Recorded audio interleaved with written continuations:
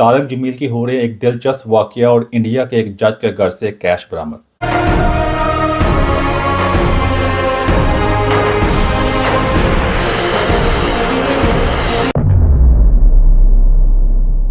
सबसे पहले बात करते हैं तारक जमील की हुरों के बारे में। इसके ऊपर मेरी पहले एक वीडियो आ चुकी है जिसमें मैंने बताने की कोशिश की थी किस तरह पाकिस्तान का माशरा उनके जेहन में हुरों के वाक़े बैठे हुए हैं।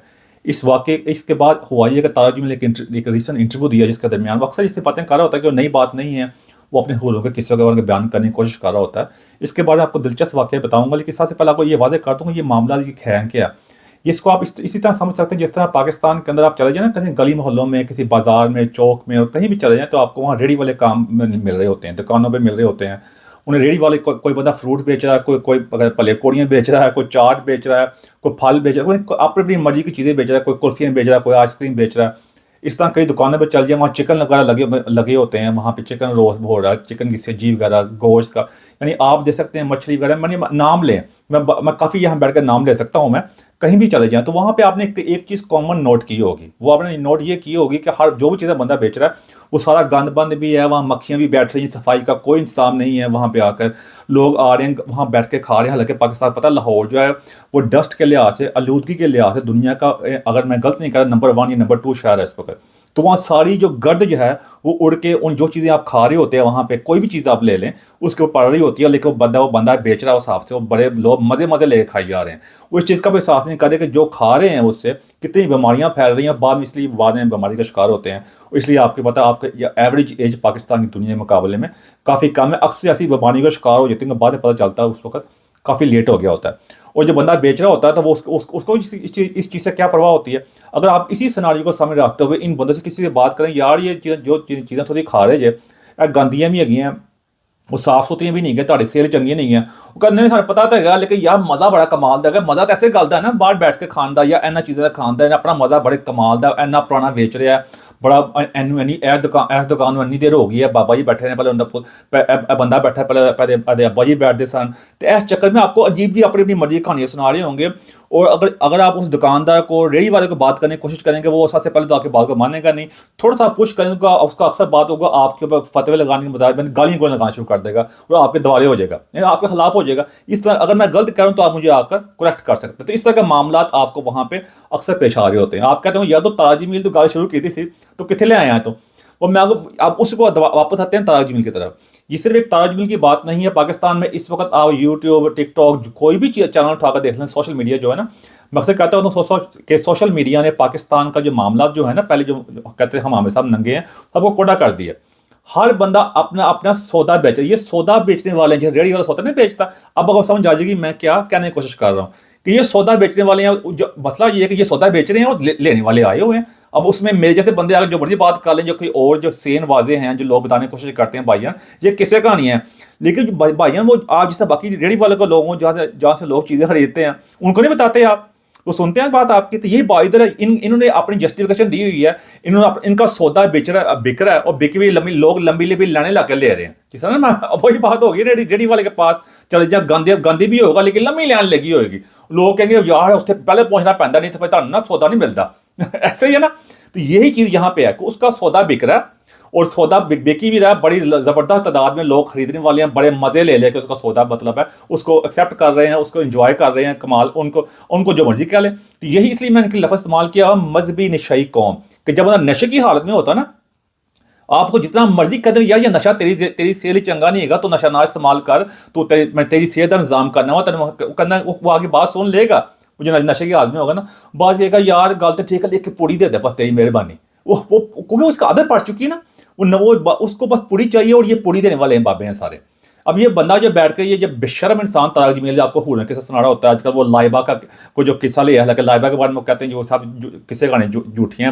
अब खुद ही बैठ के कहते हैं, जो इंटरव्यू में काफ़ी बातें कर रहा है, वो सही मुस्लिम के बारे में, सही बुखारी के बारे में, वो अपनी मर्जी की किताबें लेके बैठे हुए सारे। और हर मोल जिससे मर्जी चले जाए, सिर्फ इसकी बात नहीं है, हर बंदे ने अपनी अपनी मर्जी का सौदा किया। जिस तरह मैंने पहले नहीं कहा, कोई कुल्फी बेच रहा है, कोई मतलब फल फ्रूट बेच रहा है, कोई पकौड़े बेच रहा है, कोई चाट बेच रहा है, तो ये इसकी अपनी चाट बिक रही है भाई, वो बेचने वाले ले रहे हैं।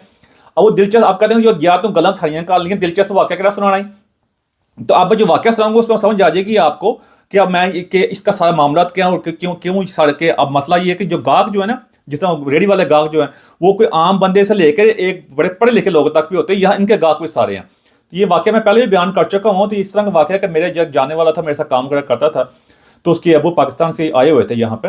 तो वहाँ पे उसके अबू वहाँ पे एक बैंक से रिटायर हुए थे, मुस्लिम कमर्शियल बैंक से रिटायर हुए थे। बाद बैंक के मतलब बैंक भी आपको जानते ही होंगे, वहाँ से रिटायर हुए। तो उसने कहा यार मेरे अबू से तुम्हारे बारे में बात होती रहती है, तो तुम्हारे मिलने का शौक है, तो अगर टाइम है तो आ जाना। मैं चलो ठीक है जी, मैं आ जाता हूँ। मैं उनके अबू से मिलने चला गया, बड़े अच्छी उनकी अम्मी भी आई हुई थी, बड़ी अच्छी गपशप शुरू हुई थी। गपशप के दौरान उन्होंने कहना शुरू कर दिया, यार जो एक बार गोरे छोरे है ना इतने सारे जो अपने वो सिस्टम बनाया बड़ा जबरदस्त, लेकिन जाना ने सारे 2000 है। ਅਸੀਂ ਸਾਡੇ ਲਈ ਮੁਸਲਮਾਨਾਂ ਲਈ ਵਕਤ ਜੇ ਦੁਨੀਆ ਜਿਹੜੀ ਹੈਗੀ ਬੜੀ ਮੁਸ਼ਕਲ ਵਾਲੀ ਹੈਗੀ, सब कुछ बड़ा सख्त इम्तिहान है, लेकिन एंड से जन्नत में दाखिल हो जाएंगे। मैं कहा जी ठीक है, बड़ी बात अच्छी बात है। तो मैं कहा भाई ना, जब आपको यकीन कामिल है, आपका ईमान है कि इन सब ने दोज़ख में जाना है, तो आपका बेटा यहाँ क्या कर रहा है? आप उनको क्यों कर रहे हैं उस मुल्क में रखा हुआ जिनके बारे में आपको मुकम्मल यकीन है कि ये दोज़ख में जाएंगे? तो अब ये जो बंदा ये बात कर रहा है कि ये आम अनपढ़ बंदा बना, ये बैंक के मैनेजर की पोस्ट से रिटायर हुआ बंदा, दादा कर सकते हैं कि हमारी कौम का माइंड सेट का। तो उसके कहता है नहीं यार पासपोर्ट मिल जाए ना, अब कितनी बड़ी मुनाफिकत है। इसलिए वो कहता है, मैं डॉक्टर जाकिर नाइक अक्सर वीडियो सुनाता होता हूँ, तो मुझे एक बंदे ने, मेरे जानने वाले ने कहा भी था कि रोज़े क़यामत के दिन डॉक्टर जाकिर नाइक ना ये कोड महंगा पड़ जाना है जो जितनी तुमने इस्तेमाल की है। तो मैं कहा भाई मैं अब मुझे तो ना इल्ज़ाम देना, उसे काफ़ी अर्सा पहले इस्तेमाल कर गया हुआ है। तो मैंने कहा कितनी मुनाफिक कौम है, अब यहाँ ज़्यादा कर सकते हैं। कहता है ये इनका पासपोर्ट मिल जाए। फिर इन्हीं बातों में शुरू हो गई, कहते हैं इनको सब कुछ यहाँ मिल जाएगा, हमें सब कुछ ऊपर जाके मिलेगा। तो मैंने हल्की सी बात की, आप कैसे हल्का मजाक में आकर ये मैंने बात की हल्की फुल्की माहौल को उधर नरम करने के लिए। मैं कहा फिर इनको होरे भी यहाँ मिल जाएंगी। कहते ने हाँ वैसे गल है। तो मैं कहा वैसे अंकल जी ऐसे खूना किन्नी दी होगी वैसे? तो कहते यार कभी वेखी तो मैं की पता। तो मैं कहा फिर भी ਤੁਹਾਡੇ ज़हन 'ਚ कोई ना कोई चक्कर होएगा ना। कहते नहीं यार मैं की कह सकता, सोहनियां बड़ियां होणगियां। मैं कहा अच्छा। तो मैं कहा फिर ਉਹਦਾ रंग काला होएगा? नहीं रंग काला किस हो सकता है, रंग तो गोरा होएगा। मैं कहा अच्छा। तो मैं कहा वार वैसे काले होंगे? नहीं वार काले नहीं होंगे। मैं किस तरह के होंगे? वार सुनहरी होंगे। दादा करते हैं इनके दिमाग का दरा। तो मैं क्या आंखें भी उनकी काली हमारे जैसी होंगी? नहीं अखा उन्होंने नीलियां, मतलब सबज इंज दी अखा उन्होंने होंगियां। तो मैं अच्छा रंग गोरा, बाल सुनहरी यानी ब्लॉन्ड, आंखें जो होंगी वो कहते हैं नीलियां सबज होंगियां। तो मैं कहा ये कमाल कहते हैं। मैं कहा फिर कहते हैं ये किस तरह की? कहते हैं इंज दी होएगी, ए तो है हो पक्की गल है ना, ए वाली इंज दी ही हो रहा होंगियां। तो मैं कहा अंकल जी अगर ਇਹੋ ਜਿਹੇ ਹੂਰ ਤੁਹਾਡੇ ਸਾਹਮਣੇ ਜਿਸੇ ਤੁਸੀਂ ਤਸਵੀਰ ਕਸ਼ੀ ਕੀਤੀ ਹੈ, अगर कोई बुढ़ी ਤੁਹਾਡੇ सामने मैं लिया के खड़ी कर देवां हुणे बाहरों लिया के, फिर कहते या तो मैंने चुप ही कराता। मैं कहा चुप कराने की बात नहीं है, यही बात है। सबसे बड़ा मसला ये है कि हमारे ज़हनों के अंदर ये फतूर बैठा हुआ है। आप किसी पिंड में चले जाएं, ये बंदा पढ़ा लिखा है, इससे और ही पढ़े लिखे बंदे चले जाएं, उनके ज़हन में ऐसी इनकी कहते हैं नशोनुमा की गई है, ज़हन साजी की गई है कि अब ये ऐसे पत्थर के ज़हन बन गए। मेरा एक जानने वाला बड़ा अच्छा मेरा भाई है, उसने बड़े कमाल की बात कह दी है। उसने कहा जो लोग तो जिनके दिमाग जो होते हैं, जब जो लोग तो मिट्टी की तरह के होते हैं, जिनके दिमाग में उनकी फ्लेक्सिबिलिटी होती है, कुछ चेंज कर सकते हैं, जिनके दिमाग पत्थर के बन गए होते हैं जहां पे बिल्कुल आप कुछ नहीं कर सकते, तो हमारे पाकिस्तानी लोगों के दिमाग ज्यादा पत्थर के बन गए। इनमें आप कुछ भी चेंज नहीं आ सकता। मिट्टी में भी अगर आप पानी डालते हैं, कुछ उगाते हैं, तो कोई ना कोई पौधा, कोई नई चीज उगाई जा सकती है। पत्थर में कोई चीज नहीं उगाई जा सकती। तो इनके सारे दिमाग पत्थर के बन गए हुए हैं। तो ये साबित है। तो उस तरह की आप तारीख मिल जाए, चेक कर लें, कोई पूछने वाला नहीं है। इस तरह के बाकी मौलवी भी जाकर आपको गोश्त पा के किस्से सुना रहा है, कोई कुछ सुना रहा है, कोई कुछ सुना रहा है। लोगों को इतना आजकल का दौर है, आजकल के दौर के ऊपर किस्से कहानी होनी चाहिए। पाकिस्तान के साइंस में, टेक्नोलॉजी में अक्सर मैं बात कर रहा हूँ, तो ये होनी चाहिए कि यहाँ से आप आगे बढ़ के, अगर आपने लोगों को मसाले देनी है, यहाँ से आगे बढ़ें। यहाँ आज भी ये झूठे किस्से कहानियाँ सुना के जिनका हकीकत से कोई ताल्लुक नहीं है, वो उठा के पुरानी सालों से उठा कर ला के लोगों को सुनाई जा रहे हैं। दुनिया कहाँ से कहाँ पहुँचती जा रही है। मुनाफिकत ये कि सारी चीज़ें साइंस टेक्नोलॉजी के इस्तेमाल कर रहे हैं। यहाँ ये अंदाजा कर, जब मैं आपकी इस बात को लंबा करता जाऊँगा, बोर करता जाऊँगा, लेकिन आपको बात समझ आ गई होगी कि हम किस किस्म की मुनाफिक और बेशरम कौम है, जिसकी वजह से आज देख लेंगे तारजी में जैसे बेशरम इंसान वो बैठ के एंजॉय कर रहे हैं। वैसे सारा इनका लाइफस्टाइल चेक कर लें आप, इनका सारे अपने बच्चों का बिजनेस से सारे चेक कर दिए हुए सारा कुछ। यानी अगर ये हमारे नबी सल्लल्लाहु अलैहि वसल्लम की तालीमात का बड़ा नाम ले रहे होते हैं, सादगी में चेक कर लें। वैसे कह लेंगे गरीब के अगर ना 50,000 साल पहले जन्नत दाखिल हो जाएगा, तो आप गरीब नहीं होंगे। दूसरी, कोई बिजनेस सेट करने की बारी आएगी, अपने बच्चों को बिजनेस सेट करके दिया उनके सब ने, इसने नहीं सब ने, लेकिन किसी गरीब के बच्चे को कभी इनकी हिम्मत नहीं हो सकी कि उसको जाके उसको बिजनेस सेट कर दें, या उसको जो अपना बिजनेस बनाया उसका इंचार्ज बना दे। इतनी हिम्मत में नहीं है। ये सब बातें इनके समान का पहुंची हुई हैं। तो ये भाई बात है, मैं अब यहाँ बैठ के क्या तनकीद करता फिर, मेरा मकसद था आपके सामने हाईलाइट करने का कि ये सब सौदा बेचने वाले रेडी वाले हैं, जब तक इनके गाहक आते रहेंगे इनका सौदा बिकता रहेगा, और जब तक और ये तब तक भी ये चीज़ नहीं हट सकती जब तक ऊपर जो जिस तरह किसी इलाके में, जिस तरह लाहौर म्यूनसिपैलिटी होती है ना, वो जाकर चेक करती है कि उनके सौदा सही बिक रहा है, सफाई का ख्याल रखा है, जब तक वो कानून उस लिहाज से अपनी एक्शन में नहीं आएगा, जिस तरह रेडी वालों सौदा बिकता है, इनका सौदा बिकता रहेगा, झूठ बिकता रहेगा, और हम आने वाली नस्लों को तबाह बर्बाद करते रहेंगे। और ऐसे मेरे जैसे बंदे आके अपने थोड़ी बहुत बात करके साइड पे हो जाएंगे, जिनकी कोई टके की अहमियत नहीं। मेरी तो कोई अहमियत नहीं भाई है, मेरा तो आपके सामने ये मकसद लाने का। और दूसरी बात करते हैं इंडिया के एक जज की। अब इंडिया में बड़ा एक दिलचस्प वाक़या पेश आया, ये 14 मार्च का वाक़या इस साल का, कि वहाँ पे एक कहते हैं दिल्ली के अंदर, दिल्ली का वहाँ पे एक आग वगैरह लगी, तो आग लगने के लिए वहाँ के जो लोग वगैरह है थे, उन्होंने फायर ब्रिगेड को कॉल की। फायर ब्रिगेड वाले वहाँ पहुंचे, आग को बुझा रहे हैं। जिस फ्लैट में एक रहायशी बिल्डिंग थी, वहाँ फ्लैट में आग लगी थी, तो वहाँ आए फायर ब्रिगेड वाले आए, उन्होंने आग बुझाने की कोशिश वगैरह की। जब आग वगैरह बुझाई गई तो उसी फ्लैट के अंदर उनको कैश, बहुत बड़ा कैश का जहीरा मिला, यानी पाइल्स ऑफ कैश मिला उनको। तो बड़े हैरान है, तो उन्होंने इतला दी। तो लेकिन अब वो जिस फ्लैट में आग बुझाने के लिए आए थे, वो दिल्ली के एक हाई कोर्ट का जज का फ्लैट था। उस जज का नाम है यशवंत वर्मा। यानी एक हाई क्लास हाई प्रोफाइल के जज के घर से इतना बड़ा कैश मिला। और कैश मिलने का मतलब है सारा इलीगली कैश होगा ना, अदरवाइज घर में इतना ज़्यादा कैश कौन रखता है। कैश वो नहीं कि दो तीन तथियाँ मिल गई हैं, ठीक ठाक वहाँ से कैश मिला इस बारे के ऊपर। और जिन्होंने आग की इतला दी थी, वो उसके अपने करीबी रिश्तेदारी आते जहाँ आग लगी, तो वो कोई भी दे सकता है आग की इतला। तो ये वाकया जंगल में आग की तरह इंडिया में फैल गया। उसके बाद यहाँ कहते हैं वहाँ वो जो उसके बाद इतला दी गई, जो फायर ब्रिगेड के जो सीनियर अरकान थे, सीनियर अरकान ने अदालती मामला से रब्ता किया। फिर बात पहुँचते पहुँचते इंडिया का जो चीफ जस्टिस है वहाँ तक पहुँची। चीफ जस्टिस जो है वो संजीव खन्ना है, उन तक बात पहुँची। उन्होंने फिर इसके बारे में कहते हैं इन्वेस्टिगेशन वगैरह लॉन्च कर दी। तो इनिशियल जो इन्वेस्टिगेशन लॉन्च की, उसके बाद उन्होंने सबसे पहला स्टेप ये किया कि इनको दिल्ली की हाई कोर्ट से तबादला करके इलाहाबाद हाई कोर्ट में भेज दिया। इलाहाबाद जो है, ये पहले ही इलाहाबाद में काम कर चुके थे, जिसकी वजह काम कर चुके थे, जिसकी वजह वहाँ के जो वकील आते उन्होंने बड़ा गुस्सा इस बात का किया लोगों ने। उन्होंने कहा जो गंद गुंदा उठा के वहाँ भेजी जा रहे हो, ये क्या बात हुई, हम इसी काम के लिए रह गए हैं। इस बात में उन्होंने तब उसके बाद ये हुआ कि इंडिया का जो जुडिशल सिस्टम है बुरी तरह एक्सपोज हो गया कि किस तरह वहाँ कॉम्प्लिकेशन है, किस तरह मामले होते हैं। हम तो पाकिस्तान में रोड़े होते हैं, दुनिया में हर जगह ऐसा होता है, लेकिन मैं कहता रेड लाइन क्रॉस नहीं होनी चाहिए। पाकिस्तान ने तो रेड लाइन ही क्रॉस कर दी हुई है।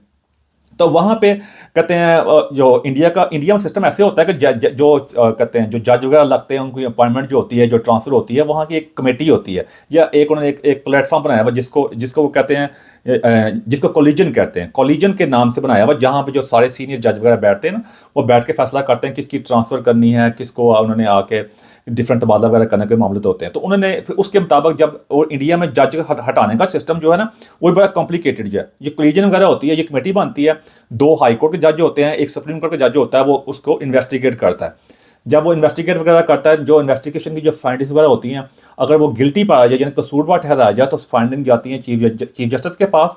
वो जब चीफ जस्टिस जो होता है, वो उस जज को कहता है कि आप इसको रिज़ाइन कर दें, जिस तरह इस केस में होने के चांसेस हैं, आपको कहेगा रिज़ाइन कर दें। और अगर वो जज जो है वो रिज़ाइन नहीं करता, इस्तीफा देने से इनकार कर देता है, तो चीफ जस्टिस जो होता है इस फाइंडिंग्स को पार्लियामेंट भेज देता है।